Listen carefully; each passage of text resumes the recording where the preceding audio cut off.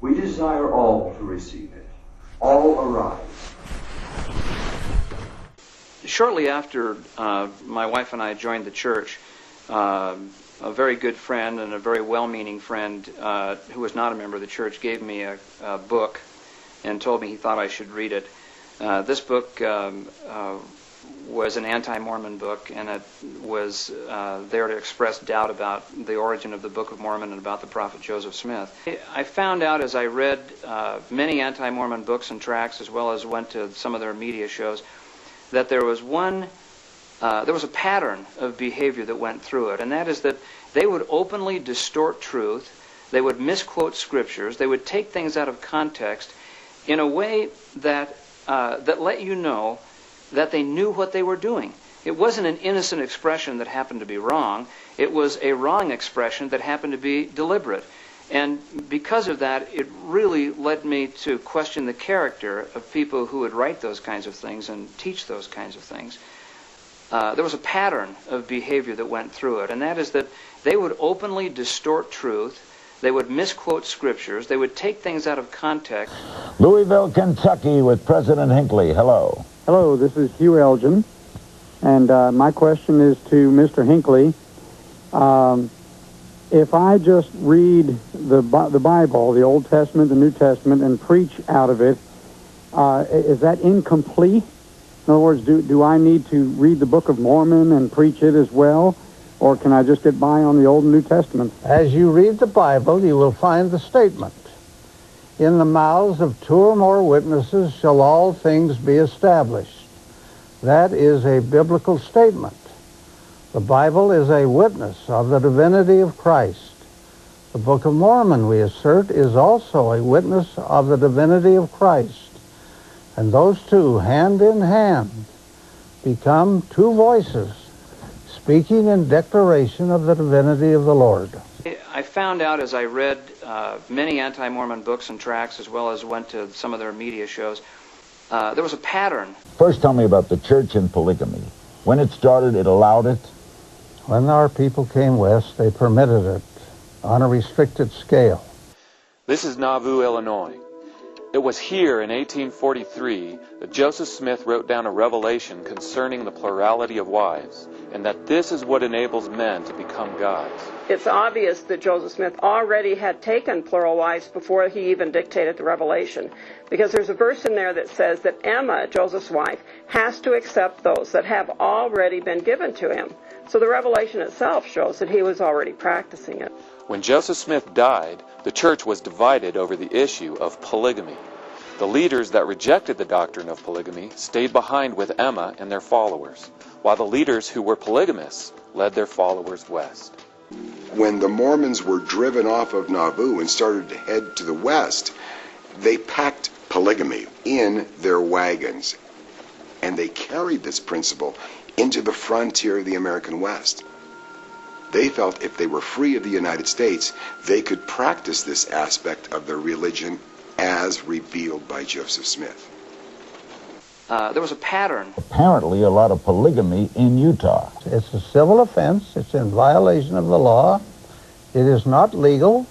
And this church takes the position that we will abide by the law. It wasn't legal when Joseph Smith went into it. There was a pattern. We have nothing to do with it. There was a pattern. Most of the church leaders today are descended from pioneer Mormons that all practice polygamy. There was a pattern. Thou shalt not bear false witness. There was a pattern. Because polygamy was against the law in Illinois, they had to practice it in secret. A year after this revelation, Joseph Smith said, "What a thing it is for a man to be accused of committing adultery and having 7 wives when I can only find one." Joseph Smith. There was a pattern. Joseph Smith, polygamist. There was a pattern. Top 15 leaders that came west, polygamists. There was a pattern. The first 7 presidents of the LDS Church, polygamists. There was a pattern. We have nothing to do with it. There was a pattern. I condemn it. There was a pattern. It is not doctrinal. There was a pattern. There are actually no Mormon fundamentalists. There was a pattern. We have nothing to hide in these temples. There was a pattern of behavior that went through it, and that is that they would openly distort truth, they would misquote scriptures, they would take things out of context in a way that that let you know that they knew what they were doing. It wasn't an innocent expression that happened to be wrong. It was a wrong expression that happened to be deliberate. And because of that, it really led me to question the character of people who would write those kinds of things and teach those kinds of things. Sad, really, in a way.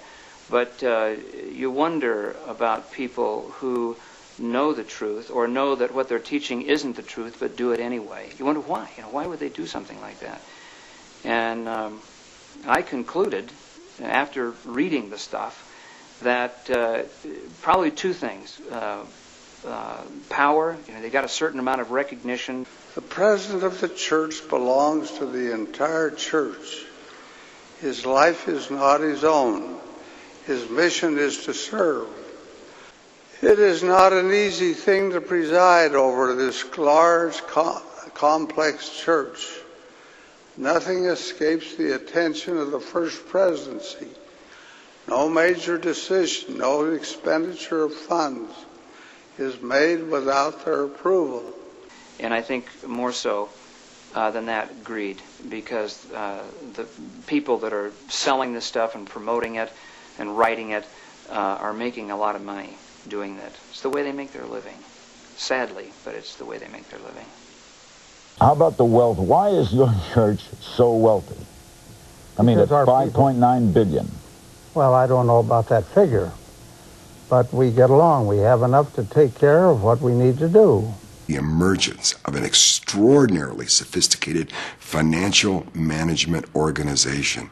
The LDS Church, ownerships in media, extraordinary land holdings, livestock and agricultural interests, great stock portfolios. But we get along. There was a pattern. The church's financial growth was fueled by sacred taxation. To be of good standing, all Mormons must tithe 10% of their gross income to the church. Today, church assets are estimated at $25 to $30 billion, and it has become the wealthiest church per capita in America. There was a pattern. The Mormon church is not only wealthy, but it's unusually secretive about the extent of its wealth.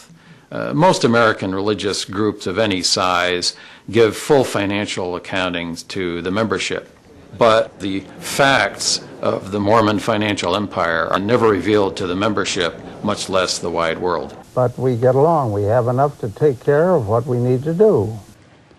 The church is undertaking a huge development project. There was a pattern. In the interest of protecting the environment of Temple Square.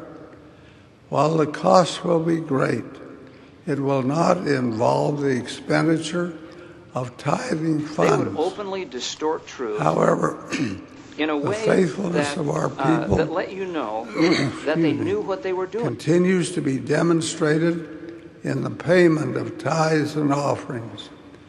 Altogether, I can only report that the Lord is richly blessing His church, and our duty is to do all we can to move it forward. There was a pattern of behavior that went through it, and that is that they would openly distort truth, they would misquote scriptures, they would take things out of context in a way that that let you know that they knew what they were doing. It wasn't an innocent expression that happened to be wrong. It was a wrong expression that happened to be deliberate.